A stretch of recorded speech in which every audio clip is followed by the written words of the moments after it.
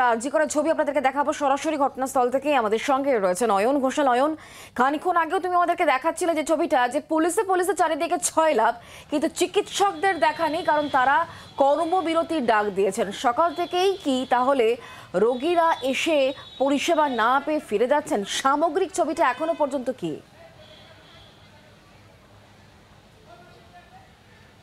কলকাতার একটা প্রথম সারির সরকারি হাসপাতাল, এই হাসপাতালে আউটডোর বন্ধ, ইনডোরে চিকিৎসা প্রায় হচ্ছে না বললেই চলে, এবং এমার্জেন্সিতে শুধুমাত্র ক্রিটিক্যাল পেশেন্ট ছাড়া কাউকেই ভর্তি নেওয়া হচ্ছে না, কারণ এমার্জেন্সিতে হাতে গোনা 2 থেকে 3 জন ডাক্তার তারা ডিউটি করছেন, বাকি এই হাসপাতালের কেউ কোথাও ডিউটি করছেন না। এই অবস্থায় হাসপাতালের প্রবেশপথ, যে ছবি কিছুক্ষণ আগে দেখানো হচ্ছিল তোমাদের মাধ্যমে জি 24 ঘন্টার দর্শকদের, এই প্রবেশপথে এই মুহূর্তে চূড়ান্ত বিশৃঙ্খলা। তার কারণ ভিজিটিং কার্ড দেখিয়ে তবেই ভেতরে যাওয়ার ছাড়পত্র। এত বড় একটা হাসপাতাল, কাতারে কাতারে প্রতি মিনিটে মিনিটে সেখানে 50 থেকে 60 জন করে রোগী বা তার পরিজন তারা ঢোকার চেষ্টা করছেন, এবং তাদেরকে এখানে আটকে তাদের পরিচয়পত্র চেক করে বা তাদের ভিজিটিং কার্ড চেক করে ভেতরে ঢোকানো, এই প্রক্রিয়াটা ক্রমশ দীর্ঘ থেকে দীর্ঘতর হচ্ছে। এবং আরজি কর মেডিকেল কলেজের সামনের যে রাস্তা, এই রাস্তায় এই মুহূর্তে কাতারে কাতারে শুধু সার কালো মাথা, কারণ সংকীর্ণ একটি প্রবেশপথ। এই প্রবেশপথে রীতিমতো চেকিং করে ভেতরে প্রবেশ করানো হচ্ছে। আরেকটি প্রবেশপথ ঠিক তার পাশে, সেটি ক্লোজ বা শাটডাউন। অর্থাৎ সব মিলিয়ে এই মুহূর্তে আরজি কর হাসপাতালে চিকিৎসা পরিকাঠামো, সেটা নিয়ে তো আমরা আগেই কথা বললাম, কিন্তু এখানকার যে পরিস্থিতি, এই পরিস্থিতিও কিন্তু এই মুহূর্তে একটা চূড়ান্ত প্যান্ডেমোনিয়ামের চেহারা নিয়েছে। আমরা দেখতে পাচ্ছি যে বন্ধ গেট, এই বন্ধ গেটের সামনেও অগণিত রোগীর তাদের পরিজন তারা দাঁড়িয়ে রয়েছেন। তাদের কাছে ইনফরমেশন নেই, তারা ভাবছেন গেট হয়তো কিছুক্ষণের মধ্যে খুলবে, হয়তো ওই গেট, যে গেটে চেকিং চলছে সেই গেট দিয়ে প্রবেশ না করে তারা এই গেট দিয়ে অপেক্ষাকৃত সহজে ভেতরে প্রবেশ করতে পারবেন। কিন্তু এই গেটটা যে আজকে সারাদিন খুলবে না, এটাই যে ইতিমধ্যেই পুলিশের গার্ডরেল পড়ে গেছে, গেট যে এইভাবে প্রথমে গার্ডরেল এবং তারপরে লোহার আয়রন বিম দিয়ে সিল করা, তারা কিন্তু এই ছবিটা দেখে উপলব্ধি করতে পারছেন না যে তারা কোন গেট দিয়ে হাসপাতালে ঢুকবেন, আদৌ হাসপাতালে ঢুকতে পারবেন কিনা। যদি কেউ হাসপাতালের ভেতর প্রবেশ করতে পারেন, তারপর তিনি কোথায় যাবেন?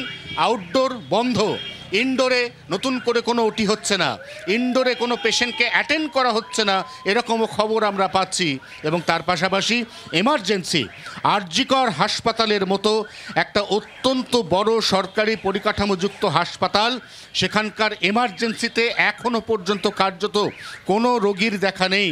অনেকে যাচ্ছেন, তারপর তারা ফিরে আসছেন। এই মুহূর্তে এমার্জেন্সির গেট, যেখানে আমরা দেখতে পাচ্ছি পেশেন্ট পার্টি, তারা একজনকে নিয়ে এসেছেন যিনি পেশেন্ট, কিন্তু তিনি আদৌ ভেতরে প্রবেশ করতে পারবেন কিনা সেই প্রশ্নের উত্তর জানা নেই, কারণ ভেতর থেকে জানিয়ে দেওয়া হয়েছে শুধুমাত্র ক্রিটিক্যাল, অর্থাৎ ট্রমা, দুর্ঘটনা, এই ধরনের পেশেন্ট যাদেরকে ফিরিয়ে দেওয়া নিতান্তই সম্ভবপর নয়, তারা ছাড়া অন্য কাউকে এখানকার ইন্টার্ন বা জুনিয়র ডাক্তার তারা চিকিৎসা করবেন না। আমরা এইভাবেই দেখতে পাচ্ছি এমার্জেন্সির গেট, এখানে রোগী তারা দাঁড়িয়ে রয়েছেন, তাদের আত্মীয় পরিজনরা দাঁড়িয়ে রয়েছেন, এবং তারপর তারা বিফল মনোরথ নিয়ে ঠিক এইভাবে যে ছবি এই মুহূর্তে দেখতে পাচ্ছ জি 24 ঘন্টার পর্দায়, তারা ফিরে আসছেন, তাদেরকে সেখানে প্রবেশ করতে দেওয়াই হচ্ছে না। এটাই হচ্ছে সার্বিকভাবে এই মুহূর্তে আরজি কর হাসপাতাল মেডিকেল কলেজ তার পরিস্থিতি। অয়ন, অর্থাৎ একটা ভোগান্তির মধ্যে পড়তে হচ্ছে রোগী এবং রোগীর পরিজনদের, কার্যত সেই ছবিটাই ধরা পড়ছে। কারণ শুক্রবার থেকে আমরা দেখেছি যে নাগারে এই কর্মবিরতি এবং আন্দোলনের পথে, এবং একই সঙ্গে সিনিয়র যারা ডক্টর তাদেরকেও কিন্তু তাদের ছুটি বাতিল করা হয়েছে। তারপরেও একটা কার্যত একটা ভোগান্তির ছবি ধরা পড়ছে সার্বিকভাবে।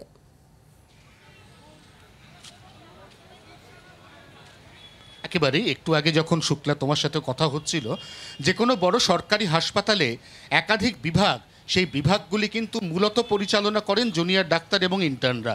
বড় বড় ডাক্তাররা হাসপাতালের সঙ্গে অ্যাটাচ থাকেন, তারা বড় বড় ওটি করেন, ক্রিটিক্যাল যে সমস্ত পেশেন্ট ইনডোরে আছেন তাদেরকে দেখেন।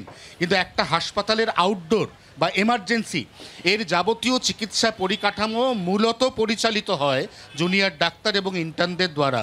এবং ঠিক সেই কারণে যেহেতু তারাই এই মুহূর্তে কর্মবিরতিতে, এবং তারা সকালে তাদের মধ্যে একজন জানিয়েও দিলেন যে তরফ থেকে যা নির্দেশই আসুক না কেন তাদের যে নেতৃত্ব অর্থাৎ আন্দোলনকারী পিজিটি বা জুনিয়র ডাক্তারদের যে লিডারশিপ, তারা যতক্ষণ না পর্যন্ত এদের কাজে ফিরতে বলছেন এরা কাজে ফিরবেন না। কোন কোন ক্ষেত্রে ব্যতিক্রম, একটা হচ্ছে এমার্জেন্সিতে ক্রিটিক্যাল বা এক্সট্রিম এমার্জেন্সির কোনো পেশেন্ট, এটা হচ্ছে ব্যতিক্রম। এছাড়া ইতিমধ্যেই যারা ইনডোরে ভর্তি রয়েছেন চিকিৎসাধীন তাদের অ্যাটেন্ড করার ক্ষেত্রে কোনো ক্ষেত্রে তারা সেই অ্যাটেন্ডটা করছেন, কিন্তু নতুন করে আর কোনো পেশেন্ট ইনডোরে যদি অ্যাডমিশন পায় তাহলে তাকে অ্যাটেন্ড করার কোনো ব্যবস্থা এই মুহূর্তে নেই, কোনো নির্দেশ আসেনি দলীয় নেতৃত্বের পক্ষ থেকে বা সংগঠনকারী নেতৃত্বের পক্ষ থেকে। এবং এমার্জেন্সি আউটডোর এই পরিষেবাগুলি মোটের ওপর বন্ধ থাকছে আজকেও, সেটা তারা নিজেরাই একদম সকাল সকাল জানিয়ে দিয়েছেন জি 24 ঘন্টাকে। ধন্যবাদ অয়ন।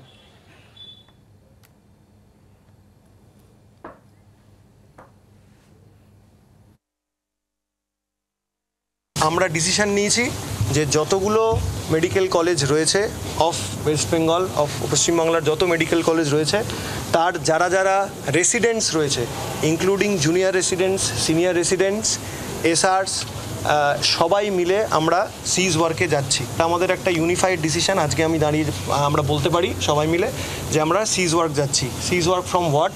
সেটা হচ্ছে যে এমার্জেন্সি এবং নন এমার্জেন্সি সার্ভিসেস।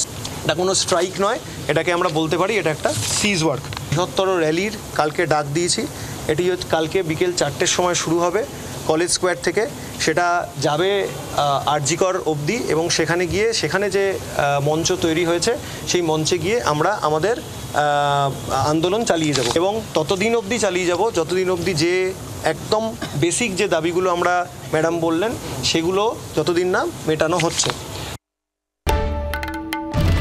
বাংলার আওয়াজ, বাঙালির আবেগ, জি 24 ঘন্টা।